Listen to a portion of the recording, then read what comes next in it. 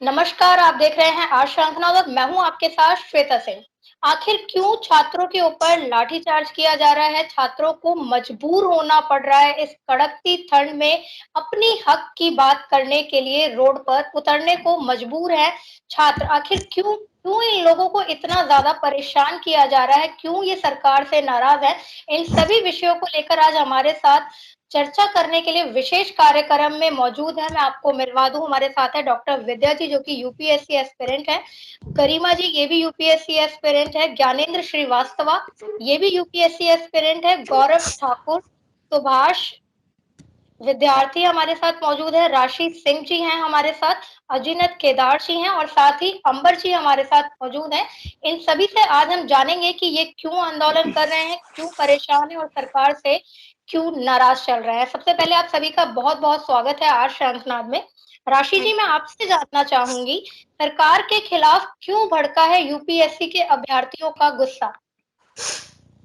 Ma'am कोविड-19 के time आप सबने देखा कि जब एजुकेशन सेक्टर बहुत ही ज़्यादा बुरी तरीके से ग्रसित था। 2020 आपने देखा, 2021 देखा। इकोनॉमिक सेक्टर की आप हालत देख सकते हो कि कितना बुरा हाल था। हर वर्ग का बच्चा उस समय पे पढ़ाई नहीं कर सकता था। पढ़ाई ना कर पाने का रीज़न केवल ये नहीं था कि वो पढ़ नहीं सकता, केवल किताबें नहीं थी। मेंटल पीस एक नाम की चीज़ होती है, घरवालों की पीस एक नाम की चीज़ होती है। किसी के घरवालों की डेथ हुई थी, मेरे घर में 2 डेथ हुई हैं। उस समय पे मैं खुद कोविड से ग्रसित थी। बच्चे उस समय पे इक्वल लेवल पे आके प्रिपरेशन नहीं कर पाए और प्रिपरेशन ना करने की वजह से जो वो एग्जाम नहीं निकाल पाए या फिर एग्जाम सेंटर से बाहर कर दिए गए। बहुत सारे बच्चे एग्जाम सेंटर से आपका जिनका मेंस था उनको हटा दिया गया क्योंकि वो कोविड से पीड़ित थे। उस समय पे जब वो एट्रोसिटीज कोविड की सबने देखी, किसी एक ने नहीं, किसी एक ने फेस नहीं किया, हर वर्ग का बच्चा इससे ग्रसित था, चाहे वो अमीर हो चाहे वो गरीब हो। स्टूडेंट्स पिछले 2 सालों से बस एक डिमांड कर रहे हैं कि यूपीएससी के एग्जाम को लिखने का हमें एक बार एक मौका दे दिया जाए। 2 साल का एज रिलैक्सेशन और 2 कोविड कंपल्सरी अटेम्प्ट हमें मिले, लेकिन गवर्नमेंट इस चीज पे पिछले 2 सालों से एकदम शांत है। हम ये मान सकते थे कि आप ये कह रहे हो, अभी तक कहते थे कि फिजिबल नहीं है। फिजिबल ना होने का कारण ये था भाई आप कह रहे हो कि हम इसको मॉड्यूलेट नहीं कर सकते या फिर कोई चेंजेस हम संविधान में नहीं कर सकते कि हम आपको 2 साल का एक्स्ट्रा एज रिलैक्सेशन दे दें। डीएसआरसी कमेटी की रिपोर्ट के बाद आप ये कह सकते हो भाई वो कमेटी राज्यसभा की कमेटी है, कमेटी ने कुछ सोच कर यहाँ पे रिकमेंडेशंस दिए। रिकमेंडेशंस देने में उन्होंने साफ बोला कि कोविड पीड़ित बच्चे थे, वहां पे हर किसी ने फेस किया ये जो एट्रोसिटीज कोविड की थी, वहां पे उन बच्चों के लिए यहाँ पे आपको रिलैक्सेशन देना चाहिए। भाई आपकी गवर्नमेंट की कमेटी है, ठीक है, आपकी कोविड कंपनसेटरी अटेम्प्ट के लिए उन्होंने रिकमेंड किया, फिर भी गवर्नमेंट पिछले 2 सालों से इस पे एकदम आंखें मूंद कर बैठी हुई है। पिछले 2 सालों से कितने ही हम लोगों ने कितने ही प्रदर्शन किए, कौन कौन सा एग्जीक्यूटिव दरवाजा नहीं खटखटाया, हर एक एवेन्यू को हमने कोशिश करा कि हम उसे एक्सप्लोर कर पाए, लेकिन अभी तक हमारे किसी भी तरीके से आवाज हमारी सुनने को गवर्नमेंट नहीं रेडी थी। इसलिए पिछले 2 सालों से लगातार प्रोटेस्ट करते करते इस बार हमने वो प्रोटेस्ट पहली बार, अब तक हमने जंतर मंतर पे कितने ही प्रोटेस्ट करे, कितनी सिटीज में प्रोटेस्ट करे, लेकिन पहली बार हमने उस जगह को चुना जिस जगह पे हर साल लाखों लाखों उम्मीदवार आते हैं, वो एक सपना लेकर कि यूपीएससी का अटेम्प्ट देकर वो आईएएस या आईपीएस ऑफिसर बनेंगे। इसलिए कोविड कंपनसेटरी अटेम्प्ट को हम मांगने के लिए ओल्ड राजेंद्र नगर में हमने धरना प्रदर्शन किया था इस बार। जी, बिल्कुल सौरभ, मैं आपसे जानना चाहती हूँ कि आपकी क्या माँग है? किस चीज़ को लेकर आप इतना गुस्सा कर रहे हैं? कोई एक आपकी स्पेशल माँग है या और भी बहुत सारी चीज़ें हैं जो आप कहना चाहते हैं? मैम मांगे हमारी बस इतनी हैं कि सबकी जिंदगी में कोरोना क्राइसिस आया था, सदी में पहली बार कोई महामारी आई थी और शायद आखिरी भी हो भगवान करे।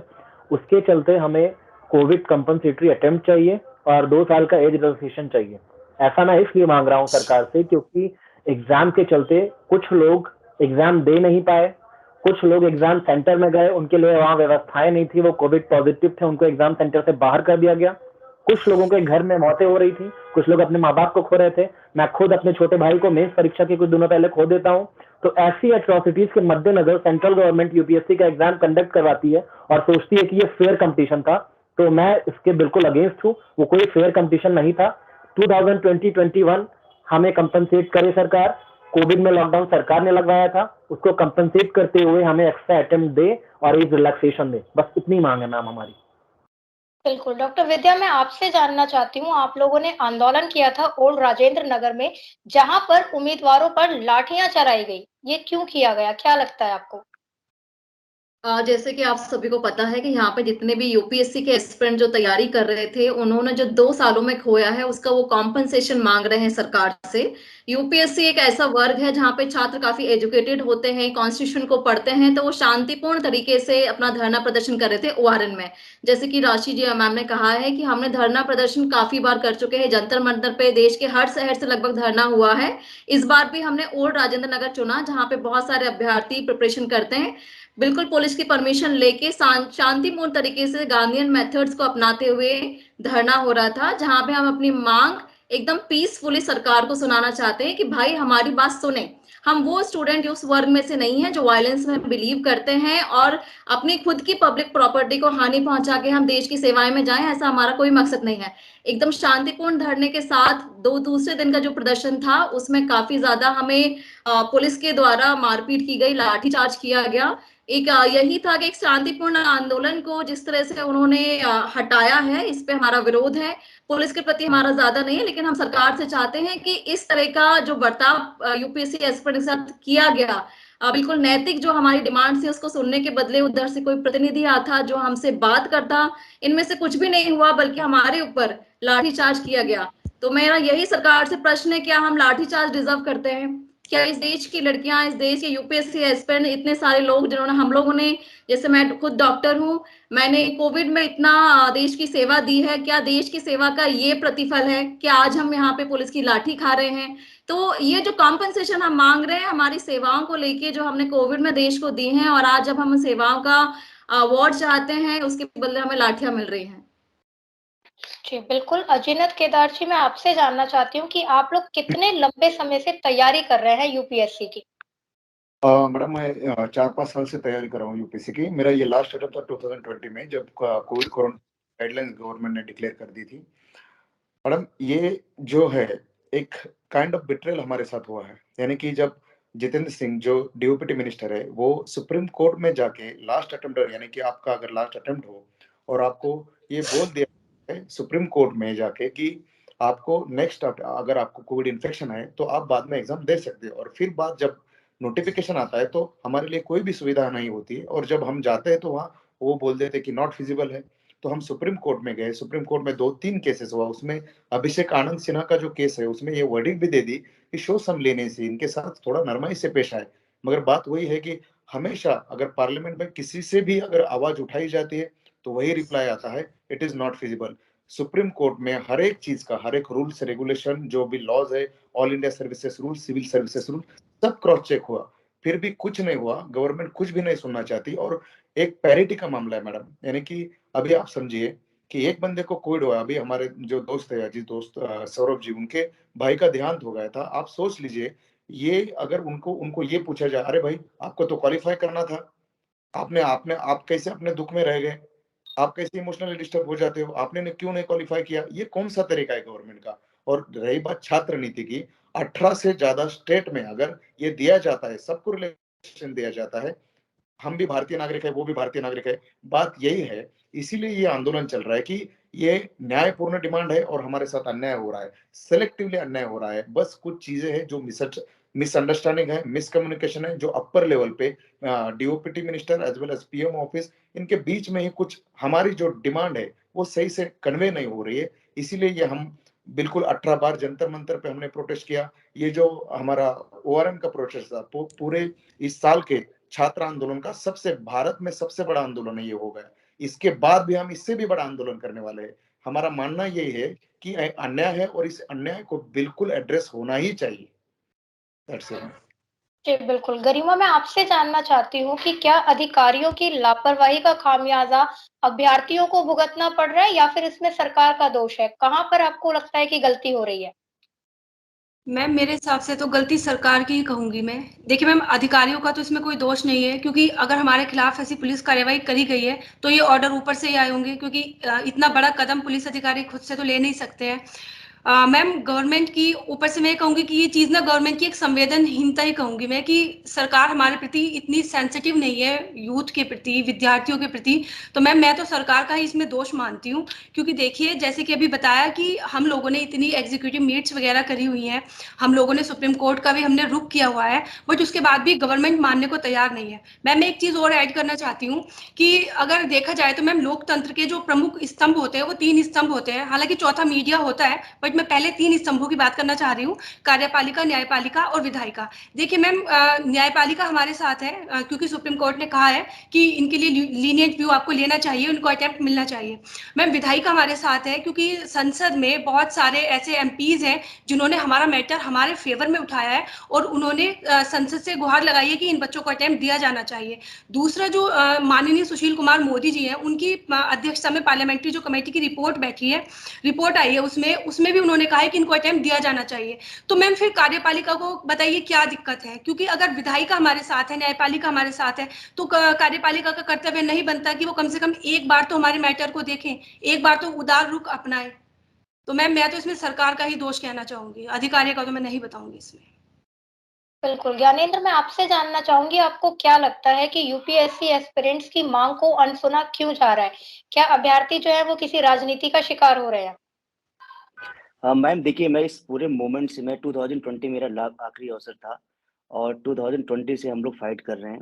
सो पूरे अगर मैं मसले की बात करूं तो कहीं ना कहीं इसमें एक पॉलिटिकल विल पावर नहीं दिखती है सरकार की तरफ से, और ऐसी भी बात नहीं है कि हमने सरकार तक अपनी बात पहुंचाई भी नहीं है। More than 150 member of parliament ने चिट्ठी लिखा है प्राइम मिनिस्टर साहब को और डीओपीटी मिनिस्टर साहब को, और माननीय सुप्रीम कोर्ट का भी इसमें एक कहना है कि इन बच्चों के प्रति आप लीनियंट व्यू लीजिए, और सरकार को ये भी बताया है सुप्रीम कोर्ट ने कि आपके पास कहाँ पावर है रिलैक्स करने का, इनको अटेम्प्ट देने का।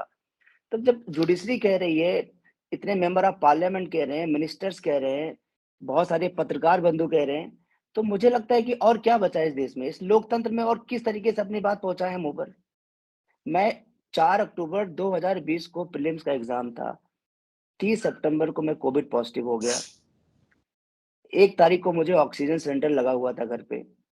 मैं एग्जाम देने कैसे जाता? अच्छा, मैं एग्जाम देना चाहता था, आई वाज फुल्ली प्रिपेयर्ड, पूरे साल पढ़ाई किया मैंने। चलो मैं शहर में रहता हूँ, मैं कर लिया, पर 70% आबादी भारत की गांव में रहती है, जहाँ पे उनके पास कोई साधन नहीं, कोई नेटवर्क नहीं है, कोई नेट नहीं है पढ़ने का, और उनके सेंटर्स 300-400 किलोमीटर दूर थे। दूसरी बात कि मैं एग्जाम देने जाता, उस समय ऐसी सिचुएशन थी कंट्री में कि जो क्वारंटीन को वायलेट कर रहा है उसके ऊपर एफआईआर हो रहा है। तो एक तरफ तो आपके पास आपने लगा रखा है कि डीडीएम एक्ट के थ्रू कि आप अगर बाहर निकलोगे तो एफआईआर हो जाएगा, दूसरी तरफ सरकार ये कह रही कि आप एग्जाम दे के आ जाओ। जो एग्जाम जून 2020 में प्रीलिम्स का होना था वो 4 अक्टूबर 2020 को हुआ। क्यों हुआ? कोविड की वजह से हुआ। और अगस्त में दोबारा एप्लीकेशन विंडो ओपन किया यूपीएससी ने, बोला कि जो लोग कोविड की वजह से एग्जाम में नहीं बैठना चाहते हैं वो अपना एप्लीकेशन वापस ले लें। आपने कोविड की वजह से किया, आपने उन बच्चों के, उन छात्रों के बारे में क्यों नहीं सोचा जिनका आखिरी अवसर था? तो कहीं ना कहीं ये सरकार की नीतियों में कमी है। सरकार ने पूरी तरीके से दरकिनार किया हम जो आखिरी अवसर वाले छात्र थे। देखिए, मैं ऐसे बहुत सारे उदाहरण हैं यूपीएससी के हिस्ट्री में, यूपीएससी के हिस्ट्री में, कि जिसका आखिरी अवसर था, छठा अटेम्प्ट या 32 ईयर्स था, वो ऑल इंडिया रैंक 1 लेके आया, चाहे वो गौरव अग्रवाल हो, चाहे वो अनु कुमारी मैम हो। ये सब उसके एग्जाम्पल हैं कि इन्होंने आखिरी अवसर में all India rank 1, all India rank 2 लेके आए हैं। तो सरकार अगर ये तर्क दे रही है कि आपके पास 6 अटेम्प्ट थे, आपने क्यों नहीं किया, आप 4 किए, 5 किए, आपकी मर्जी है, तो ये तो बहुत बेसलेस बातें हैं।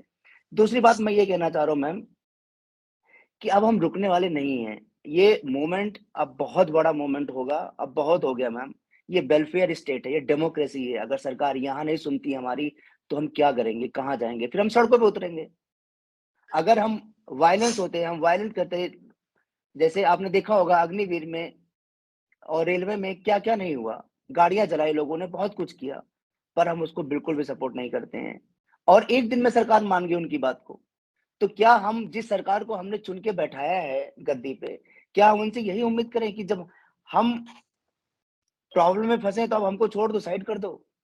आपने स्टिमुलस पैकेज दिया सारे इंडस्ट्री को रिवाइव करने के लिए, आपने छात्रों के बारे में क्यों नहीं सोचा? अच्छा, एक बहुत ध्यान देने वाली महत्वपूर्ण बात ये है मैम कि डीओपीटी मिनिस्ट्री एसएससी जीडी को रिलैक्सेशन दे रही है due to unprecedented Covid pandemic, और वहीं पे जो यूपीएससी या सीएससी है सेम मिनिस्ट्री एग्जाम कंडक्ट करा रही है, उसको कोई रिलैक्सेशन नहीं है। तो ये सरकार की दोहरी नीति है मैम, और मुझे ऐसा लगता है कि ये सरकार को सोचना चाहिए, नहीं तो फिर सरकार के लिए भी आगे दिक्कत होगी। हमने आपको बैठाया है कि आप युवाओं के बारे में सोचेंगे, लेकिन आप युवाओं के बारे में नहीं सोचेंगे तो फिर हम कुछ और विकल्प सोचेंगे। जी, बिल्कुल गौरव, मैं आपसे जानना चाहती हूँ कि सोशल मीडिया को आप सभी ने जो यूपीएससी एस्पिरेंट है, अब इस आंदोलन का हिस्सा कैसे बनाया आप लोगों ने? बात वही है कि मैम पिछले 2 साल से सबने बताया कि हर एक एवेन्यू जो है हमने एक्सप्लोर किया। हम मंत्रियों से मिलते हैं, गवर्नमेंट के एग्जीक्यूटिव से मिलते हैं, संवेदना तो दिखती है, लेकिन वो शायद स्पिरिट में नहीं आता है, वो बस लेटर में ही रहता है। तो फिर हमने ये जो सोशल मीडिया है उसका उपयोग हमने सोचा कि इसको एक्सप्लोर किया जाए। गवर्नमेंट खुद ही सोशल मीडिया को एज अ टूल यूज करती है for electoral campaigning and everything. अब वर्ल्ड वाइड हो रहा है, चाहे वो इन्वायरमेंटल विजिटलिज्म हो या कुछ भी हो, तो सोशल मीडिया एक पावरफुल वेपन है। और बहुत सारे आप जैसे पत्रकारों का भी हमें साथ मिला उसके साथ, तो हम एक ट्रेंडिंग जो हैशटैग यूपीएससी एक्स्ट्रा अटेम्प्ट या और अपनी सारी जो वेदनाएं थी, हमारे सारे जो स्टोरीज थे, जैसे ज्ञान जी एग्जाम से पहले कोविड हो जाते हैं, कुछ लोग अपने घर वालों को खो देते हैं, तो इस तरह की स्टोरीज हमने सामने लाई, दुनिया को दिखाया। और ये हमारा जो यूपीएससी ये ट्रेंडिंग जो रहा ट्विटर पे, ये ट्रेंडिंग में रहा, यूट्यूब का साथ दिया हमने, क्योंकि हम चाहते हैं कि अगर हम, क्योंकि हम ऐसे छात्र हैं जो शायद वायलेंस को कभी भी अपने हाथों में नहीं लेंगे, एक जो एक कॉन्स्टिट्यूशनल मीन्स है उसके थ्रू ही अपनी बातों को आगे ले जाएंगे। बात यह है कि ये बस हम चंद लोगों की के मुद्दे नहीं है, कोविड में बहुत लोगों ने बहुत कुछ सहा है, उनकी भी स्टोरीज लोगों तक पहुंचनी चाहिए, पब्लिक की सिंपैथी हम तक आनी चाहिए, क्योंकि ये जो मैटर है वो बहुत जेन्युइन है, बहुत ही लेजिटिमेट है। तो वी वांट कि हमारी स्टोरीज जो है वो सुनी जाए, सिंपैथी लोग दिखाएंगे तो शायद हमारा जो मुद्दा है सरकार तक या जो बाकी लोग तक है उनके कानों तक पहुंचेगा और वो शायद इस पे निर्णय लेंगे। तो we are using every social media platform कि अपनी आवाज हम पहुंचा पाएं, और आप लोगों से आग्रह है और रिक्वेस्ट है कि आप जैसे लोग अगर आगे आएंगे तो हमारी बातें और पुरजोर तरीके से आगे जाती रहेगी। Thank you. जी, बिल्कुल। अंबर, मैं आपसे जानना चाहूँगी, आप लोग जो आंदोलन कर रहे हैं, क्या इसमें आपको किसी बड़े नेता का समर्थन मिल रहा है इस आंदोलन में? हाँ, तो आपने पूछा कि लीडर्स का, देखिए अब जहाँ पर 150 से ज़्यादा सांसद सपोर्ट कर रहे हैं, जिनसे भी हम लोग मिले हैं, ठीक है ना? वो लोग डबल क्वेश्चन भी नहीं करते हैं, वो सब हमारे इश्यूज़ जान के कहते हैं हाँ, काफ़ी जेन्युइन डिमांड है, काफ़ी जेन्युइन डिमांड है। तो वो मोरल सपोर्ट तो है सबका, है ना? जिनसे भी मिले हैं हम लोग। बट वो एक्शन में नहीं कन्वर्ट हो रहा है, ये प्रॉब्लम है, ठीक है? और मैं थोड़ा और कुछ बातों की तरफ आप लोग का सभी का ध्यान आकर्षित करना चाहता हूँ। जैसे देखिए वो जो कोविड पैंडेमिक हुआ था, तो ये बताइए देश में रेल चल रहा था कि नहीं? जगह-जगह से सामान पहुँच रहा था कि नहीं? तो लॉकडाउन के बाद भी कई सारे गवर्नमेंट ऑर्गन्स काम कर रहे थे, डॉक्टर्स काम कर रहे थे, पुलिसमैन काम कर रहे थे, सब कुछ सीमा पर लोग काम कर रहे थे। कई सारे मैं 1-2 नाम नहीं लिया जा सकता, कई सारे लोग काम कर रहे थे, ठीक है? अब उन्हीं में से एस्पिरेंट भी कोई अलग से नहीं है, हम लोग कोई अलग प्रजाति तो है नहीं, उसी में से कोई यूपीएससी एस्पिरेंट है। तो वो इमेजिन कीजिए कि जो उस समय में, उस पर्टिकुलर पीरियड में जो कंट्री को सर्विस दे रहा है और उस समय ये नहीं सोच रहा है, मैं खुद I was one of the frontline worker, और मैं उस समय ये कोई नहीं सोचता है, कोई भी सेंसिटिव आदमी ये नहीं सोचता कि मेरा अटेम्प्ट का क्या हो रहा है, ठीक है ना? जहाँ लोग मर रहे हैं, जहाँ लोग ये हो रहा है, बस एक ही थॉट रहता था कि देश इस आपदा से किसी तरीके से बाहर आ जाए। और उन चीज़ों को हम लोग बाद की चीज़ों पे सोच छोड़ देते थे कि हाँ चलो गवर्नमेंट विल टेक केयर। और जब हमको कंपनसेट करने की बारी आती है तो सरकार एकदम से मुंह मोड़ लेती है। चलिए ठीक है, उसके बाद भी आप देखिए ये कि एक कोविड जो है वंस इन एरा क्राइसिस था, सबके लिए एक फर्स्ट टाइम एक्सपीरियंस था। इवन आप कोविड से पहले जब सरकार की आर्थिक नीति पढ़िएगा तो आप देखेंगे कि सरकार के फिस्कल डेफिसिट को कम करना है, ग्लोबलाइजेशन सिस्टम के और कोविड के बाद वो पॉलिसी है। क्या कहना चाहिए कि आप देखिए कि सरकार के लिए भी ये इतना एक अननोन चीज था कि सरकार उसके बाद कई सारा आत्मनिर्भर भारत, कई सारे आप देखेंगे योजनाएं लेके आती हैं, उसमें सारे सेक्टर्स को रिलीफ दिया जाता है और गवर्नमेंट ये मानती है कि हम कि जो है ये सारे सेक्टर प्रभावित होते हैं, तो वहाँ पे स्टेट का ये रोल है कि सबको अपलिफ्ट करना। तो क्या स्टूडेंट कम्युनिटी का उसमें कोई स्टेक नहीं बनता क्या हम लोग कोई अलग आते हैं क्या हमारी तैयारी प्रभावित नहीं होती क्या? जब सरकार जीडीपी से पूछा जाता तो गवर्नमेंट क्या कहती है कि जॉब कोविड था, कुछ भी आप चीज कोविड था, इंटरनेशनल लेवल पे इकोनॉमी अफेक्ट, तो वो हमारे तो मैम जब स्टूडेंट प्रिपरेशन करता है ना, तो उसका भी प्रिपरेशन से सोशियो इकोनॉमिक से लिंक होता है। ठीक है, हमारे भी फैमिली में कोई वर्क करता है, कोई पैसा देता है के लिए, वो पूरा ग्लोबल था और उससे इकोनॉमी के जो फैमिली मेंबर हुआ है इकोनॉमिकली, ठीक है, तो वो कहीं ना कहीं वो हमारे प्रिपरेशन पर असर डालता है। किसी को ये प्रेशर है कि दिल्ली से आ जाओ पैसा नहीं भेज सकते हैं, किसी को ये प्रेशर है कि शहर से आ जाओ गांव में वो इंफ्रास्ट्रक्चर नहीं है।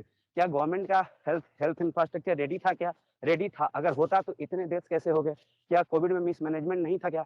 तो ये इन सब का जो आप देखिएगा तो कहीं ना कहीं हमारे प्रिपरेशन पर असर है और इस वजह से हम लोग ये कंपनसेशन मांग रहे हैं। और आप ये देखिए कि सबसे बड़ी बात की जो क्या है, किसी भी एक पार्लियामेंट्री डेमोक्रेसी में जब पार्लियामेंट्री कमेटी सिफारिश कर रही है, आप ये सोचिए कि पार्लियामेंट्री कमेटी कौन होता है, उसमें इलेक्टेड मेंबर्स हैं ना, और एक डेमोक्रेसी में इलेक्टेड मेंबर्स की कमेटी ये कहती है कि अनटोल्ड इकोनॉमी था, इनसरमाउंटेबल सफरिंग था, और उसको एक वर्ड से मिनिस्ट्री डिस्कार्ड करती है कि नहीं नॉट फिजिबल, वो एक्सप्लेन कर रहे हैं और आप एक बड़ा ही स्मार्ट सा पैराफ्रेज डिवाइस करते हैं कि नॉट फिजिबल। अरे क्यों फिजिबल नहीं है? आप इसको पार्लियामेंट में कभी डिबेट कराए हैं कि क्यों नहीं फिजिबल है? आप क्या डिबेट कराएंगे? 150 सांसद से हम लोग जब मिलते हैं तो वो सांसद सब लोग हमको सपोर्ट करते हैं, तो वो इसलिए आप नहीं वहां डिबेट भी नहीं कराना चाहते, इसको मुद्दा भी नहीं बनने देना चाहते। अब ये बताइए, आप सोच के देखिए कि किसी भी एक डेमोक्रेसी में पार्लियामेंट्री कमिटीज के रिपोर्ट पे ऐसे ही साइड करना without any deliberation, without any discussion, ये आप समझ जाइए कि कितना आप अनडेमोक्रेटिक बिहेवियर की तरफ जा रहे हैं। और ये कोविड फर्स्ट बार क्राइसिस था, तो फर्स्ट ऐसा क्राइसिस है, तो आप क्या टेम्पलेट सेट करते हैं as a leader, as a political party, वो बहुत बड़ा मैटर करता है। ठीक है ना, कि आने वाले दिनों में आप क्या टेम्पलेट अपने फ्यूचर जनरेशन को बोलेंगे कि कोविड क्राइसिस में हमने देश को सर्विस किया था, तो हमको बदले में ये रिवॉर्ड मिला था कि हमने सरकार से आप किस तरीके से सिंपैथी सेंसिटिवनेस और ये क्या मोरल वैल्यूज पढ़ते हैं हम लोग कि सिविल सर्वेंट में होना चाहिए, पब्लिक सर्वेंट में होना चाहिए, और रिस्पॉन्सिवनेस, और आप खुद ही नहीं वो सारे चीज शो करते हो। ठीक है, बस इतना ही मैं बोल रहा हूँ। Ma'am, if you allow, I'll continue this. If you allow, I'll continue what Amber has said. Okay. बात सभी ने कहा कि 150 एमपीज हमारे सपोर्ट में है। हम अपने पॉलिटिक्स सिस्टम को जानते हैं कि 150 अगर एमपीज अगर पार्लियामेंट में प्रेजेंट एंड वोटिंग कर देते हैं तो एक लॉ बन जाता है, एक बिल पास हो जाता है। यहाँ तो हम बहुत छोटी सी बात बोल रहे हैं, 150 एमपीज का सपोर्ट है, आप एक एक्ट पास हो सकता है, एक छोटी सी बात का आप उस चीज को एक्सप्लोर करने के बजाय आप उसको रोड ब्लॉक कर रहे हैं, आप उसको अनफिजिबल बता रहे हैं। मतलब एक एक्ट पास हो सकता था, एक बिल गौरव, मैं आपसे जानना चाहती हूँ, आपने बोला कि आपके साथ 150 एमपीज का सपोर्ट है, ये सपोर्ट आपका सिर्फ मौखिक है या फिर कोई लिखित आप लोगों को आश्वासन दिया गया है वो आपके सपोर्ट में है, या फिर सिर्फ पॉलिटिकल चीजें की जा रही हैं आपके साथ? मैम, 150 एमपीज ने ऑनरेबल पीएम जी को लिखित में पत्र लिखे हैं अपने ऑफिशियल लेटर पैड्स पे कि हम लोग इनकी मांगों से बिल्कुल संवेदना दिखाते हैं और इनको मिलना चाहिए, वैसे लेटर्स है। अभी हमारे सभी लोगों ने बोला कि पार्लियामेंट्री कमिटी ने हमें रिकमेंड किया। अब आप सोचिए, एक साल में ऑन एन एवरेज 70 दिन के आसपास ही पार्लियामेंट बैठती है, सिट इन करती है, बाकी 365 दिन पार्लियामेंट्री कमिटीज फंक्शन करती है। पार्लियामेंट्री कमिटी बस पार्लियामेंट्रियंस नहीं रहते हैं, उसमें बहुत सारे जो एक्सपर्ट बॉडीज होते हैं उनको भी बुलाया जाता है। अगर पार्लियामेंट्री कमिटी ने अगर कुछ रिकमेंड किया है, उन्होंने कुछ सोच समझ के रिकमेंड किया है। ये हम सभी जानते हैं कि उनकी रिकमेंडेटरी पावर जो होती है बहुत सरकार के पक्ष में, वो माने ना माने, बट एटलीस्ट उसकी एक मोरल अथॉरिटी है, वो एक काम के लिए बनाई गई है। क्योंकि पार्लियामेंट में जितने सारे लोग बैठे हैं वो एक्सपर्ट नहीं है, पार्लियामेंट्री कमिटी एक्सपर्ट है। अगर उसने कुछ रिकमेंड किया है, उनको थोड़ा सा सोच समझ कर उस पे सोचना चाहिए, विचार करना चाहिए। हमारा डिमांड इन एयर नहीं है, बहुत सॉलिड ग्राउंड पे हम लोग मांग रहे हैं। जब सरकार खुद फेल थी कोविड के दौरान, उनको जब ये खुद नहीं पता था कि हाइड्रोक्सीक्लोरोक्वीन देना है या रेमडेसिविर देना है, वो तो खुद अंधेरे में तीर चला रही थी। तो हमसे क्या एक्सपेक्ट कर रही है? वो खुद फेल थे और वो हमसे सोचते हैं कि हम पास हो जाएं इस सिचुएशन में। जिसके घरों में मौत हो गई है वो पास हो जाएंगे, वो ऐसा सोचती है। ऐसे असंवेदनशील है, उनको खुद कुछ नहीं पता था कि कोविड के टाइम में क्या करना है, नहीं करना है। फिजिकल डेफिसिट टारगेट पूरा नहीं होता है, वो कहते कोविड की वजह से नहीं हुआ। करंट अकाउंट डेफिसिट टारगेट पूरा नहीं होता है, कहते इसके वजह से नहीं हुआ। जब छात्र कहते हैं, आप कहते हैं लेम एक्सक्यूज। ये बड़ी ही असंवेदनशील सरकार है।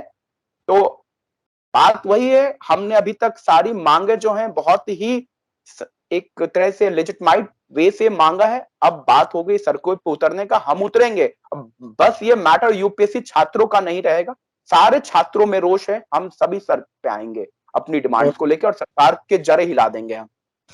एक स्क्रीन शेयर करना चाहती हूँ और दिखाना चाहती हूँ आपको कि कितने एमपी एमएलए का हमारे साथ में समर्थन है रिटर्न में। अगर आप मुझे स्क्रीन शेयर करने की अथॉरिटी देते हैं तो आई विल शो यू। या please show. Can you see my screen everyone? Yes दिखाई दे रहा है। हाँ। सी मैम, यहाँ पे आप देखेंगे दीपक बैज हैं, सांसद से हैं, इन्होंने लेटर्स लिखे। इसी तरीके से आप ये देख सकते हो, ठीक है, डॉक्टर अमोल राम सिंह कोले।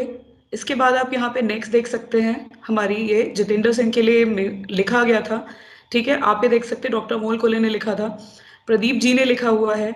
आप ये देखिए, यहाँ से आप ये देखोगे तो नीचे आपको इतने सारे लेटर्स यहाँ पे मिलेंगे, किसी एक का लेटर नहीं है। मतलब कौन सा ऐसा दर होगा, कौन सी ऐसी जगह होगी जो हमने ट्राई नहीं किया। आप ये देख सकते हैं कि किस किस के साथ में हम लोग गए और सबका हमारे साथ में समर्थन है। हमने अपनी मांग को उनके सामने रखा, उनको बताया, और हर किसी के साथ में किसी एक लोगों को देख सकते हो कि जिनके पास में हम गए, हमने हर दरवाजे को खटखटाया। डीओपीटी मिनिस्टर जी के लिए भी मिले थे कि भाई आप हमारी बात मानिए, लेकिन वहां से भी वो क्या बोलते हैं कि भाई आप की बात को हम रख तो सकते हैं, सुन सकते हैं, सिंपैथी रखते हैं, वो आपसे सिंपैथी रखते हैं, लेकिन सिंपैथी रखने के बाद बस वो सिंपैथी हमारे को रखने के बाद में बस ये कह सकते हैं आपके साथ में हमारा समर्थन है। और वो समर्थन बस ऐसा हो गया कि सब लोग ढांढस बना रहे हैं कि आप रखिए, आप करिए, आप जो कर रहे हैं करिए, लेकिन आप एग्जीक्यूटिव लेवल पे कोई काम करके नहीं लेकर आ रहे हो ना हमारे लिए, हम क्या करें। या I was about to say that Covid के टाइम पे जब मुझे कोविड हुआ, उस समय पे 4 अक्टूबर को पेपर था और 16 सितंबर को I got positive with Covid का 14 दिन का आप कहते हो कि आपको एक वो फ्रेम है कि आप क्वारंटीन रहेंगे। मैं क्वारंटीन रखने के लिए जब बोला गया, दिल्ली में मैं अपनी बहन के साथ में फंसी हुई थी, उस समय पे बॉर्डर्स बंद थे, आप जा नहीं सकते, पेरेंट्स आ नहीं सकते। में मेरे चाचा कोविड पॉजिटिव थे, मेरी मदर कोविड पॉजिटिव थे और दोनों वेंटिलेटर पे हॉस्पिटलाइज थे। मेरे चाचा की डेथ हो गई, somehow my mother got and God grace की वो है अभी। जब मुझे कोविड हुआ, बहन के अलावा मुझे देखने वाला और कोई नहीं था। अब उस समय पे एक चीज और बोला, मेरे साथ में हेल्थ इश्यूज है, I am my self a heart patient, मेरा वॉल लीक्ड है। उस समय पे आप सोच के देखिए कि मेडिकल फैसिलिटीज नहीं मिल रहे थे। मेरी हालत उस समय पे जब मुझे कोविड हुआ, मेरी हालत वर्स्ट हो चुकी थी। 4 अक्टूबर को जब मैं पेपर लिखने गई हूँ, सुबह से लेके बच्चा 9 बजे पेपर रखने के लिए गया, शाम के 5 बजे तक उसकी हालत आप समझ के देखिए, जिसने कुछ खाया नहीं, किसने कोई पिया नहीं। फीवर का आलम यह था कि 102 फीवर हो रखा है। उसके बाद जो बच्चा पेपर लिखने के लिए जा रहा है, आप सोच के देखिए उसकी हालत क्या होगी। और फिर कहते हो आप पेपर क्लियर करो। मैं मानती हूँ आप कह रहे हो कि पूरे साल से आपने बोला कि यहाँ पे बच्चे पढ़ रहे थे और जिन्होंने किया वो कवर भी कर लिया। क्या आप ये कह सकते हो हर किसी के साथ में economic condition, mental condition same थे? जिसकी मदर हॉस्पिटलाइज्ड हो, जिसके चाचा सगे मेरे पापा से छोटे, हमारी ज्वाइंट फैमिली है, he died, he was there for a whole 1 month in the hospital, my whole family got engaged in that। आप उस समय पे इक्वल पार्टिसिपेशन की बात करते हो, किसी का मेंटल स्टेबिलिटी आप उस समय पे देखोगे कि इंसान किन किन चीजों से गुजर रहा है। अपनी हेल्थ अलग है, लेकिन जब आपका अपना कोई मरता है ना सामने, तो वो ऐसी सिचुएशन होती है कि आप वहां पे, आप कह रहे हो ना कि एग्जाम देने जाते, किस तरीके से एग्जाम देने गई थी, उस हालत में भी गई थी, लेकिन हाँ, I was not able to give my fair और इक्वल पार्टिसिपेशन, और मैं अपनी पूरी तरीके से उसको पूरा नहीं कर पाई। क्यों? एजुकेशन मटेरियल नहीं था। ऐसा नहीं है कि मेरी कमी थी, मैं पढ़ नहीं रही थी, एजुकेशन मटेरियल की कमी थी। आपका जो रेट्रो टाइप एजुकेशन सिस्टम आपने चला रखा है, वो रेट्रो टाइप को आपने अपग्रेड नहीं किया। वो अपग्रेडेशन ना होने की वजह से लाखों छात्रों को इस चीज का प्रॉब्लम हुआ। शहर में रहते हुए फिर भी लोगों को इंटरनेट की सुविधा थी, लेकिन जो लोग गांव में रह रहे थे उनको इंटरनेट की सुविधा थी। उनको क्या पॉलिटी की बुक मिल पाएगी? उनको करंट अफेयर्स का मिल पाएगा जहां पे न्यूज़पेपर नहीं पहुंच रहे हैं। आप कह रहे हो बच्चों को आप फेयर पार्टिसिपेशन करवा दिए, और इस इनसेंसिटिव, अनसिंपैथेटिक तरीके के आप बच्चों के लिए जो राय रख रहे हो, वो कैसे होगा? इकोनॉमी को रिवाइव करने के लिए तो आपने पैसे दे दिए, आपने लोन वेव कर दिए, आप हर तरीके से उनको सपोर्ट कर रहे हो। एजुकेशन सिस्टम को रिवाइव करने के लिए क्या किया?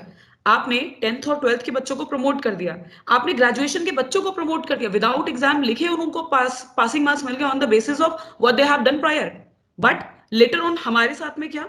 आपने एसएससी जीडी को रिलैक्सेशन दे दिया, आपने 18+ स्टेट्स दे रहे हैं उसी चीज का रिलैक्सेशन। आप 3 साल का एज रिलैक्सेशन दे सकते हो एसएससी जीडी में, आपने हमारे लिए वो रिलैक्सेशन क्यों नहीं दिए? जबकि एक चीज का सपोर्ट नहीं है, जुडिशरी का कह लीजिए, आप डीएसआरसी कमेटी की रिपोर्ट का कह लीजिए, एमपी एमएलएस का कह लीजिए, फिर भी आप हमको सपोर्ट देने को नहीं आ रहे हैं, तो इस चीज पे हम क्या मानेंगे? आप इनसेंसिटिव हैं, आप अनसिंपैथेटिक है टुवर्ड्स द स्टूडेंट्स और उनकी डिमांड के लिए। जी बिल्कुल। सौरभ, मैं आपसे जानना चाहती हूँ कि यूपीएससी एस्पिरेंट्स जो आंदोलन कर रहे हैं, लगभग कितने छात्र होंगे, कितनी इसमें महिलाएं हैं और कितने इसमें पुरुष हैं? कब से आप लोग ये आंदोलन कर रहे हैं और क्या-क्या दिक्कतें आपको हो रही हैं इस आंदोलन के दौरान? मैम देखिए, जहाँ तक कितने छात्र हैं उसकी बात मैं बताने से पहले आपको बताऊंगा कि जब सभी स्टेट्स मिलके सेंट्रल गवर्नमेंट से कहते हैं कि हमें जीएसटी कंपनसेशन दीजिए, ठीक है, तो सेंट्रल गवर्नमेंट कहती है कि कोविड-19 was act of God, we can not help you. तो क्या जो यूपीएससी की परीक्षा होती है, जो एशिया की टफेस्ट परीक्षा है, क्या उसके लिए कोविड-19 एक्ट ऑफ गॉड नहीं था? क्या हम अपने घर में बैठ के पढ़ रहे थे, हमारे लिए एक्ट ऑफ गॉड नहीं था? हमारे लिए लॉकडाउन नहीं लगा था? सरकार को लगता है कि ये बस कुछ छात्रों की मांग है, मगर मैं आपके माध्यम से सरकार को बताना चाहता हूं कि नहीं, हमारे पास 50,000 लोगों का डेटा है, 10,000 लोगों के हैंड सिग्नेचर्स हैं, और ये सभी छात्र सड़कों पर उतर जाएं, इससे पहले आपको हमारी बातें माननी होगी, क्योंकि हम एक देशव्यापी आंदोलन करना अब तक नहीं चाह रहे थे, मगर अब हम मजबूर हैं वो देशव्यापी आंदोलन करने के लिए, क्योंकि आप शांतिपूर्ण तरीके से बैठे हुए ओल्ड राजेंद्र नगर सड़कों पर बैठे हुए छात्रों पर लाठियां चला रहे हैं, उनकी मांगों को लेकर आप हमें बुला तक नहीं रहे कि आप हमसे बात तक करें। अब अगर इतने असंवेदनशील हो चुके हैं तो अब हम भी सड़कों पर उतरने को मजबूर हैं, ठीक है। कोविड-19 हम सबके लिए आया था, 150+ सांसदों ने आपको चिट्ठी लिख दी, राज्यसभा की स्थायी समिति ने आपको रिकमेंड कर दिया, सुप्रीम कोर्ट ने आपको बोल दिया कि आप लीनियंट व्यू अपनाइए, उसके बावजूद आपके कानों पर जू तक नहीं बन रही है। ये कैसी सरकार है जो अपने देश की युवाओं की मांग को ही नहीं सुन रही है? जिसको सबसे ज्यादा प्रायोरिटी पे उसको सुनना चाहिए, उस सेक्टर की डिमांड को ना सुनते हुए आप रोजगार मेले लगाते हैं और आप कहते हैं कि आप यूथ को और साइंटिफिक टेम्परामेंट को देश में प्रमोट करने की बातें करते हैं, जबकि यूपीएससी की परीक्षा जो देश को सबसे टॉप ब्यूरोक्रेट देती है, हम आपसे कोई रोजगार नहीं मांग रहे हैं, हम आपसे कोई वैकेंसी बढ़ाने को नहीं कह रहे हैं, हम आपसे कह रहे हैं कि हमें एग्जाम में बैठने के अतिरिक्त अवसर दिए जाए। और ये लड़ाई सिर्फ उनकी लड़ाई नहीं है मैम, मैं आपके माध्यम से बताना चाहूंगी, ये लड़ाई सिर्फ उनकी लड़ाई नहीं है जो लोग जिनका लास्ट अटेम्प्ट है, जिनकी एज क्रॉस कर गई है, ये लड़ाई उनकी लड़ाई है जो लोग भी 2020-21 में कोविड-19 से इम्पैक्ट हुए थे, जो लोग भी एलिजिबल थे एग्जाम देने के लिए, चाहे उनका फर्स्ट अटेम्प्ट हो, सेकंड अटेम्प्ट हो या लास्ट अटेम्प्ट हो, जो भी बच्चे कोविड-19 से इम्पैक्ट हुए थे 20 और 21 में, वो सब एक्स्ट्रा अटेम्प्ट के हकदार हैं, वो सब एज रिलैक्सेशन के हकदार हैं। इसलिए ये आंदोलन आगे चल के एक देशव्यापी आंदोलन बन जाएगा। सरकार को चाहिए कि हमें शांति से पढ़ाई करने दें, हमारा एग्जाम है, हमें इन सब चीजों में कोई इंटरेस्ट नहीं है, हमें जल्द से जल्द हमारी मांगों को पूरा करें और हमें पढ़ाई करने दें। बिल्कुल। अजीनत केदार जी, मैं आपसे जानना चाहती हूँ, आप लोग लंबे समय से आंदोलन कर रहे हैं, छात्रों पर लाठीचार्ज भी किया जा रहा है, क्या आपके आंदोलन का सरकार पर कोई असर होता हुआ नजर आ रहा है आपको? बात है मैडम कि जब हम जंतर मंतर पे बैठते थे और हमेशा बैठते थे, तो वहां कोई भी यानी कि इनिशियली थोड़ा बहुत बाइट ले लिया, तो लास्ट टाइम ऐसे हुआ कि लास्ट के नवंबर के सेशन में ही हम सीधा होम मिनिस्टर अमित शाह जी के घर के सामने गए, उनके रेसिडेंस के सामने गए। हम 400-500 बंदे थे, यहाँ ज्ञान जी भी बैठे, वो भी हमारे साथ थे, गौरव ठाकुर हमारे साथ थे। बात वही है कि तब घर के सामने बैठने के बाद होम मिनिस्टर ओएसडी है शिकेरा जी, उन्होंने सीधा हमको बोल दिया था कि अरे आपके पास 20 दिन का आपको टाइम दे दिया है और फिर वापस आ जाइए।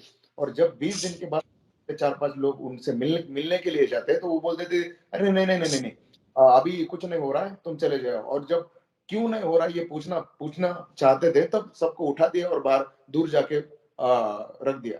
बात ये है कि जब भी कभी किसी से हम कई लोग तो मिनिस्टर जो साहब है हमारे जितेंद्र सिंह, उनको भी मिलने गए, गाड़ी आती है उठाती है और दूर जाके कहीं छोड़ देती है।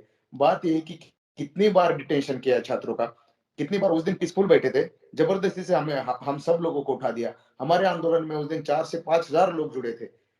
हमारा मतलब इतना ही है कि अगर न्यायपूर्ण डिमांड नहीं होती ना, एक भी छात्र हमसे नहीं जुड़ता।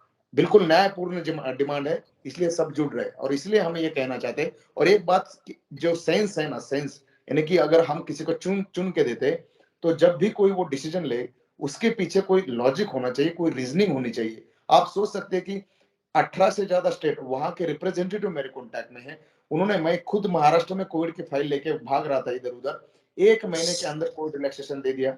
बाकी कई स्टेटों में विद इन 1 और 2 मंथ में दे दिया। ये कौन सी ऐसी सेंट्रल सरकार है जिनको समझ में नहीं आता कि 2 साल हो गए और बच्चे वही है, इश्यू वही है, डिमांड भी वही है, फिर क्यों नहीं हो रहा है? दिक्कत ये है कि इनसेंसिटिव है। ये इनसेंसिटिविटी ये बिल्कुल प्रिजुडिस है, यानी कि इनको लग रहा है कि नहीं ये बिल्कुल सीरियस नहीं है बच्चे, ये बाकी लोगों ने क्वालिफाई कर दिया, तुम क्या कर रहे थे?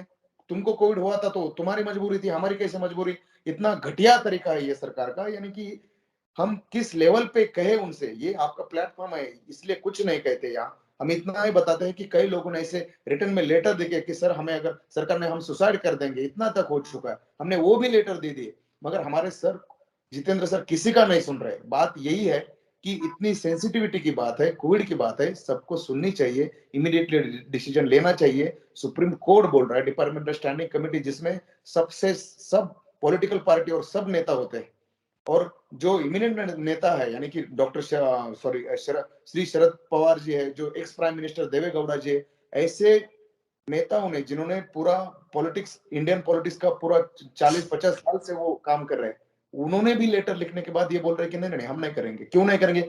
बिल्कुल नहीं, इट इज नॉट फिजिबल। क्यों फिजिबल नहीं है? बिल्कुल हमें पता नहीं, पूछने का नहीं है बस। बात ये बिल्कुल गलत तरीका, और ये हमारी इशू अगर नहीं एड्रेस हुआ, पूरा देश में सबसे बड़ा आंदोलन होने वाला है इसके आगे भी। जी बिल्कुल। डॉक्टर विद्या, मैं आपसे जानना चाहती हूँ कि आप डॉक्टर भी हैं पेशे से, आप कहीं पे वर्किंग भी हैं और साथ में आपने यूपीएससी की तैयारी भी की है, तो कितना डिफिकल्ट रहा आपके लिए, क्योंकि कोरोना काल में आपने जमीनी स्तर पर कार्य किया होगा, तो ये मैं आपसे जानना चाहती हूँ। जैसे कि मैं एम्स से ग्रेजुएट हूँ, मैंने तीनों wave, first wave, second wave, third wave, तीनों वेव में कोविड में सर्व किया है। तो जब 2020 में जब पहली बार कोविड हमारे देश में दस्तक दिया था, तो उस समय कभी हमने सोचा ही नहीं कि पढ़ना है या हमारा लास्ट अटेम्प्ट है। बस ये समझ नहीं आ रहा था कि इस देश में हमारी जो अस्पताल है उसमें जितने मरीजों में कैसे बचाएं, और दिन ब दिन मरीजों की तादाद बढ़ती जा रही थी हजारों में। इतना ही, ना ही हमारे पास बेड्स थे, ना ही ऑक्सीजन सिलेंडर थे, कोई प्रोटोकॉल नहीं था कि किन दवाइयों से कोविड को ठीक किया जाए, कोई रिसर्च ही नहीं था, सब कुछ नया था। लेकिन जैसे कि पूरा देश हमारी तरफ देख रहा था कि हम भगवान की तरह हम बचा लेंगे लोगों को, और हम भी ये सोचे थे कि हम क्या करें ऐसा कि हम बचा पाए ज्यादा से ज्यादा लोगों को। हमने दिन रात सेवाएं की थी। मेरे ड्यूटी आज 8 घंटे के थे, लेकिन बीइंग वेरी ऑनेस्ट मैंने 12 से 16 घंटे अपनी ड्यूटीज दी हैं, ये सोच के कि हम जितने से जितने पेशेंट्स को अपनी सेवाएं दे सके, जितने बचा सके। हमने कॉरिडोर में लिटाकर मरीजों की सेवाएं दी हैं, ऑक्सीजन सिलेंडर लगाए हैं। जिस समय में ये भी नहीं पता था रेमडेसिविर देना है या जिथ्रोमाइसिन देना है, उस समय हमने पुरजोर कोशिश करके अपने आप को निछावर कर दिया इस देश पर। लेकिन उस समय की स्थिति ये थी कि देश के सारे अस्पतालों पे सरकार ने हेलीकॉप्टर से फूल बरसाए थे। हमें बिल्कुल लग रहा था कि चलिए हमारी सेवाओं का कुछ तो हमारे ऊपर ग्रेटिट्यूड सरकार शो कर रही है। लेकिन जैसे कि मेरा लास्ट अटेम्प्ट था 2020 में, तो मुझे मालूम था कि सरकार बहुत ही संवेदनशील है और मुझे अटेम्प्ट जरूर मिलेगा, जो कॉम्पेंसेशन, जो देश को सेवाएं मैंने दी हैं उसका अवार्ड मुझे जरूर मिलेगा। But when I asked for the same, हमारे पास कोई रिलैक्सेशन नहीं है, ना कोई हमें मौका दिया गया कि लास्ट अटेम्प्टर वालों को। मेरे ऊपर एसेंशियल सर्विस एक्ट लगा था। मेरे जैसे कई अभ्यर्थी हैं यहाँ पे जो बैंकिंग में थे, जो देश की सेवा कर रहे थे, जो पुलिस में थे, पैरामेडिकल स्टाफ था, जो देश की बॉर्डर को गार्ड कर रहे थे। इसमें से सभी वर्ग के यूपीएससी अभ्यर्थी उसमें से आते हैं। हम सभी ने इस कोविड की महामारी में बिल्कुल अपना पैर पीछे नहीं खींचा। हम में से चाहते तो हम भी घर पे रह सकते थे, हम भी कहते हम क्यों दूसरों की सेवाएं करें अपनी जान दांव पे लगा के। IMA के अनुसार 1600 डॉक्टर्स ने कोविड में सेवा करते करते अपनी जान खोई है। उस समय जब कोई भी बाहर आने के लिए तैयार नहीं था, तब हम देश की सेवा के लिए तत्पर थे। एसेंशियल सर्विस एक्ट लगा हुआ था हमारे ऊपर और हम अपनी सर्विसेज छोड़ नहीं सकते थे, ना ही हम एग्जाम दे सकते थे। तो सरकार की नीतियों की वजह से उन्होंने मुझे एग्जाम देने नहीं दिया। जब आपने मुझे एग्जाम देने नहीं दिया, अपना एसेंशियल सर्विस एक्ट लगा रखा था, तो जब मैं अपना आखिरी अटेम्प्ट मांग रही हूँ, जो मौका मुझे मिलना चाहिए, फेयर अपॉर्चुनिटी, वो मेरे पास अब क्यों नहीं है? मैं सरकार से यही पूछना चाहती हूँ, या तो आप हमें एसेंशियल सर्विस एक्ट हम पे नहीं लगाते, देश को जब जरूरत थी तब आपने हमसे सेवाएं ली, और आज जब उसे पे करने का वक्त है तो आपके पास कोई जवाब नहीं है। इसके लिए कोई उनके पास वजह नहीं है। ये बेहद ही निर्दयी और इनसेंसिटिव तरीका है अभ्यर्थियों को डील करने का, जहां पे बड़े कॉर्पोरेट्स को पूरा सहयोग देते हैं, लेकिन अभ्यर्थी वर्ग जो पूरी तरह से न्यूट्रल और ए पॉलिटिकल है, जो गांधीयन मेथड अपना रहे हैं, उनके प्रति आपका रवैया इतना डल है। इसके लिए मैं उनकी कड़ी निंदा करती हूँ और मैं चाहती हूँ सरकार इसको सुने कि कोविड अभी खत्म नहीं हुआ है। जिन डॉक्टर्स की, जिन एसेंशियल सर्विस की, फ्रंटलाइन वर्कर्स की आपने सेवाएं ली हैं, अगर कोविड फिर से आता है तो जो आपने हमारे साथ धोखा किया है वो आपको भुगतना पड़ेगा और आपको भुगतान करना ही पड़ेगा। ये कॉम्पनसेटरी अटेम्प्ट मेरा हक है और मुझे मिलना ही चाहिए। बिल्कुल ज्ञानेंद्र, मैं आपसे जानना चाहती हूँ, आप लोग आंदोलन कर रहे हैं, आप लोगों पे लाठीचार्ज भी किया गया है, तो क्या ऐसे भी छात्र हैं जिनके ऊपर FIR की गई हो, उन्हें जेल में डाला गया हो या और भी चीजें की गई हो? नहीं मैम, कोई FIR तो नहीं हुआ। हम लोग को डिटेन किया गया था। 4 से 5 घंटे हम लोग पुलिस स्टेशन पे थे और एक वार्निंग देके हमें छोड़ दिया गया। देखिए, FIR होने का भी कोई बेस चाहिए। जब छात्र पीसफुल तरीके से प्रोटेस्ट कर रहे हैं, अपनी बात रख रहे हैं सरकार के सामने, देश के सामने, तो मुझे ऐसा लगता है कि FIR का तो कोई मतलब ही नहीं है। दूसरी बात मैम, एक बात इम्पोर्टेंट बात मैं ये कहना चाहता हूँ कि देखिए, हम लोग UPSC के छात्र हैं। हम लोग 8 बाई 10 के रूम में रहते हैं, 4 साल 5 साल निकाल देते हैं उस रूम में। हमारे अंदर पेशेंस बहुत होता है। हम हमारे सपनों को मरते हुए हम देख रहे हैं, तो हम इसको तो ऐसे नहीं जाने देंगे मैम। हमने इस सरकार को चुना है, सर आंखों पे बैठाया था माननीय प्रधानमंत्री जी को, अपने वोट दिए थे, लोगों से ही बोले थे कि आप वोट दीजिए कि देश में एक नया बदलाव आएगा, देश का विकास होगा, सबका साथ सबका विकास होगा। ना तो सबका साथ ले रहे हैं, ना सबका विकास हो रहा है। जैसे अभी डॉक्टर साहिबा ने बोला कि कुछ उद्योगपतियों को ही मिल रहा है, तो हम खैर इसमें नहीं जाना चाहते हैं। हमें छात्रों को क्यों नहीं मिल रहा, हमारा सिर्फ जवाब, हमारा मांग यही है मैम। हम बहुत पीड़ित हैं, 2 साल से धक्के खा रहे हैं मैम रोड पे। बहुत सारे बच्चे ऐसे हैं ना, स्टेशन पे आके सोते हैं। वो दिल्ली में आते हैं, एक टाइम का खाना खाते हैं, एक टाइम खाने का उनके पास पैसा नहीं होता है। तो सरकार अगर इतना अति संवेदनशील हो जाएगी तो मुझे लगता है कि फिर ये तो एक डेमोक्रेसी के लिए बहुत खतरनाक की बात मैम। जी, और बिल्कुल। एक बात और मैम, एक YSRCP पार्टी जो NDA की बीजेपी की अलाय है, उसके 17 मेंबर ऑफ पार्लियामेंट ने एक ही लेटर हेड पे चिट्ठी लिखा है माननीय प्रधानमंत्री जी को। सोचिए कितना बड़ा इशू है हमारा, कितना जेन्युइन इशू है हमारा, उसके बाद भी कहीं कोई भी सुगबुगाहट नहीं है सरकार में। तो मुझे ऐसा लगता है, जितना हम लोग देख रहे हैं, पढ़ रहे हैं, कि जब तक आप कुछ हंगामा नहीं करोगे ना, देश में कुछ ऐसा कुछ करोगे नहीं, तब तक आपको कोई सुनने वाला नहीं है। वही हो रहा है। बिल्कुल, लेकिन ऐसा हमें करना नहीं है। आप UPSC के एस्पिरेंट्स हैं, आप जाके आगे देश की सेवा करेंगे, तो ऐसी चीज़ें आप नहीं करेंगे, यही हमें उम्मीद है।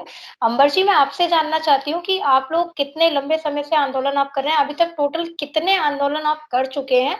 और क्या सरकार के किसी भी प्रतिनिधि ने आपसे संपर्क करने का कोशिश किया है, प्रयास किया है? हाँ मैम, वैसे तो देखिए, मुझे ठीक से मैं काउंटिंग में नहीं है, लेकिन कम से कम 15 तो आंदोलन आराम से हुए होंगे, है ना, अलग-अलग जगहों पर। इसमें 1-2 नंबर इधर-उधर हो सकता है। रही बात सरकार की प्रतिनिधि की, हाँ, उनकी तरफ से कोई डेलीगेशन हमको नहीं अप्रोच किया। हाँ, हमारी साइड से डेलीगेशन उनको अप्रोच करने का कई बार कोशिश कर चुका है और कई बार हमको आश्वासन भी मिला है कि हाँ, आपकी बात सुनी जा रही है, फिर वो ठंडे बस्ते में चला जाता है, ठीक है। और मैं कुछ चीज़ें और ऐड करना चाहता हूँ मैम। देखिए, जैसे प्रिंसिपल्स का बात वो करता हूँ मैं। जैसे आप देखिए, कोई भी जो पब्लिक सर्विस में होता है, चाहे वो लीडर हो, मिनिस्टर हो, या फिर हम लोग जो ब्यूरोक्रेट बनते हैं, तो एक प्रिंसिपल ये होती है कि इंटीग्रिटी एक्सपेक्ट किया जाता है। इंटीग्रिटी मतलब जो आप कहते हैं और वो वही आप करें, है ना? कथनी करनी में फ़र्क नहीं होना चाहिए, ठीक है? तो जैसे अभी ने कहा कि मोदी जी सब लोग सबका साथ सबका विकास, ठीक है, ये बात सोशल जस्टिस से जुड़ी हुई है कि सबको लेके हमको आगे चलना है ना। आप अगर माननीय प्रधानमंत्री का कई सारी स्पीच सुन लीजिए कोविड पे, कहते हैं कि कोविड एक ऐसा क्राइसिस था, अपनों को खोने का दर्द मैं अच्छे तरीके से जानता हूँ, है ना। लेकिन देखिए ये कहना और उसको महसूस करने में, ठीक है, इसी हमारे टीम मेंबर में नहीं जाने कितने लोगों ने अपने पेरेंट्स को भी खोया है। हमारे साथ अभी जो गौरव सर है उन्होंने भी अपने फादर खोया था। तो लेकिन अभी आप इसको आप थोड़ा सा सोचिएगा तो आपको लगेगा कि अच्छा पिताजी खो गए, परिवार में दुख आ गया। लेकिन ना जब आप अंदर जाके देखिए कि उस लॉस के साथ उनके कितनी जिम्मेदारियां आई होंगी, पूरे फैमिली को संभालना और उस समय में प्रिपरेशन करना, मतलब कोई इमेजिन भी नहीं कर सकता है, ठीक है। और आप देखिए सोशल, मैं बार बार बोल रहे हैं, जब सोशल जस्टिस का हम लोग एंगल लेके आ रहे हैं तो आपको देखिए कि हमारे कॉन्स्टिट्यूशन, अच्छा आप एक छोटा बात और ये देखिए, मान लीजिए अभी आप डेमोक्रेसी को हम लोग हमेशा नंबर से सोचते हैं, नंबर से नहीं मैडम, वो उसमें प्रिंसिपल की बात होती है। क्या अभी आपका अगर तबीयत खराब हो जाएगा और आपको कोई डॉक्टर प्रेस्क्राइब करेंगे कोई भी मेडिसिन, तो क्या आप मोहल्ले में वोट कराएंगी? पहले नहीं कराएंगी ना, कि वो प्रिस्क्रिप्शन को जाके आप चुपचाप फॉलो करेंगे क्योंकि उन्होंने पढ़ाई की है, आपको रिकमेंड कर रहे हैं। तो उसी तरीके से जब एक पार्लियामेंट्री कमेटी रिकमेंड करती है तो फुल रिसर्च बेस्ड है, उसको एक एग्जीक्यूटिव का काम है एग्जीक्यूट करना, है ना कि अपना ओपिनियन दे देना। वो ओपिनियन के लिए वो एक्सपर्ट कमेटी बनी थी और उस कमेटी के बाद को आपको इम्प्लीमेंट करना था। और आप अपने फैंसी से एक अब आप देखिए 18 स्टेट जब दे रहा है तो वो बेवकूफ है क्या? वो भी किस प्रिंसिपल बेसिस पे दे रहा है ना। जो जब भी किसी उस स्टेट के सीएम अनाउंस करते हैं तो कहते हैं कोविड क्राइसिस था, ये था, इसलिए हम कंपनसेशन दे रहे हैं। वो क्या वर्ड पे ध्यान दीजिए, कंपनसेशन। कंपनसेशन किसको दिया जाता है? एग्रीव्ड सेक्शन को, डिप्राइव्ड सेक्शन को। वो मानते हैं कि वो डिप्राइव्ड थे, तो वो लड़का जो किसी जो स्टेट का था, है ना, वो इंडिया का भी तो सिटीजन है ना, तो कॉन्स्टिट्यूशन तो सेम है ना। तो जब कॉन्स्टिट्यूशन सेम है तो जिस प्रिंसिपल का, जिस कॉन्स्टिट्यूशनल मोरालिटी का यूज करके उनको दिया गया, तो यूनियन गवर्नमेंट क्यों नहीं दे रही है? और आपको आपकी बॉडीज रिकमेंड कर रही हैं, आप खुद एसएससी जीडी में दे रहे हो। अब आप किसी एंगल से कनेक्ट कर लीजिए, ये इतना जायज मुद्दा है, फिर भी इन सेंसिटिवनेस आप क्या टेम्पलेट सेट कर रहे हो मुझे नहीं पता। आप जैसे वो बोले फिर से कोविड आ रहा है, फिर से आप किस तरीके का मोरल डाउन कर रहे हैं लोगों का, जो फ्रंटलाइन वर्कर हैं, और ये इतना बड़ा मुद्दा क्यों नहीं है मुझे नहीं समझ। ये सवाल आप लोग साइड से सरकार से पूछना चाहिए। हम लोग तो अपनी हर तरीके से हर फोरम पे अपनी बात कह रहे हैं, अब ये समय है अब सरकार को इस पे बात करनी चाहिए। जी, बिल्कुल गरिमा, मेरा आपसे आखिरी सवाल होगा इस प्रोग्राम का। मैं आपसे जानना चाहती हूँ कि आगे आप लोग इस आंदोलन को किस तरीके से बढ़ाएंगे अगर आपकी बात को नहीं सुना जाता है, और आपको क्या लगता है कि सरकार अभ्यर्थियों के साथ इतना भेदभाव क्यों कर रही है? मैम देखिए, इस सवाल का जवाब देना तो बहुत मुश्किल है कि ये अभ्यर्थियों के साथ इतना भेदभाव क्यों कर रहे हैं। आपने नोटिस किया होगा अभी पिछले कुछ समय से पूरे देश का यूथ सड़कों पे है। आपने देखा कि जो अग्निवीर थे उन्होंने पहले शांतिपूर्वक इनसे डिमांड करी, इन्होंने नहीं मानी, फिर वो हिंसा पे उतरे तो ये मान रहे हैं, ठीक है। एसएससी जीडी वाले जो है उन्होंने डिमांड करी, नहीं सुनी इन्होंने, फिर वो सड़कों पे उतरे, फिर ये लोग मान रहे हैं। हमारा भी यही कि हम लोग भी 2.5 साल से सड़कों पे भटक रहे हैं। तो मैम ये क्यों नहीं सुन रहे हैं, इस चीज का जवाब तो ना हमारे पास है, सरकार खुद से भी नहीं दे रही है। आपने कहा कि अब हम इसको आंदोलन को आगे क्या करने जा रहे हैं। देखिए मैम, अभी तक जैसे कि अभी अंबर सर ने बताया था लगभग अप्रॉक्स 1500 तक हमारे आंदोलन हो चुके हैं। तो अगर गवर्नमेंट को ये लगता है कि ये लोग कब तक करेंगे, थक जाएंगे, तो मैम ऐसा तो नहीं होने वाला है। अगर गवर्नमेंट हमारी नहीं मानती है 10 जनवरी के अंदर, अगर वो नहीं डिमांड हमारी मानते हैं, हमारा नाम नहीं वो करते हैं, तो मैम हम फिर एक भारत के पूरे मतलब इंडिया लेवल पे मैम हम एक बड़ा आंदोलन करेंगे। क्योंकि देखिए ये गवर्नमेंट, मतलब आप एक बात बताइए, देखिए होम मिनिस्टर है, जैसे कि अभी जिनाज सर ने बताया था, होम मिनिस्टर सर ने जो उनके चिंकारा है ओएसडी, उन्होंने हमको पहले मिलने के लिए बुलाया, ठीक है। उसके बाद ना उनकी इनसेंसिटिविटी देखिए, वो हमको रास्ते में से डिटेन करवा दे रहे हैं। तो मतलब क्या ये गवर्नमेंट, ये क्या हमारी प्रतिनिधि नहीं है ये गवर्नमेंट? क्या हमने इनको चुना है? आप हमारे साथ आप चीट कर रहे हो। मैम मैं एक चीज और कहना चाहती हूँ, जो मेनली जो बीजेपी के एमपीज हैं, देखिए त्रिवेंद्र सिंह रावत हैं, बीजेपी के एमपी आते हैं वो, और अजय भट्ट है, वो भी बीजेपी से आते हैं और वो राज्य मंत्री हैं वो कैबिनेट में, ठीक है। और ये निशंक जी आते हैं। मैम इनके गवर्नमेंट के मंत्री तक बोल रहे हैं कि इन बच्चों को अटेम्प्ट दे दो, तो फिर बताइए हम क्या कहें? फिर इस गवर्नमेंट का क्या ईगो इशू चल रहा है क्या हम जैसे बच्चों के साथ? हमने मैम क्या बिगाड़ा है इस गवर्नमेंट का?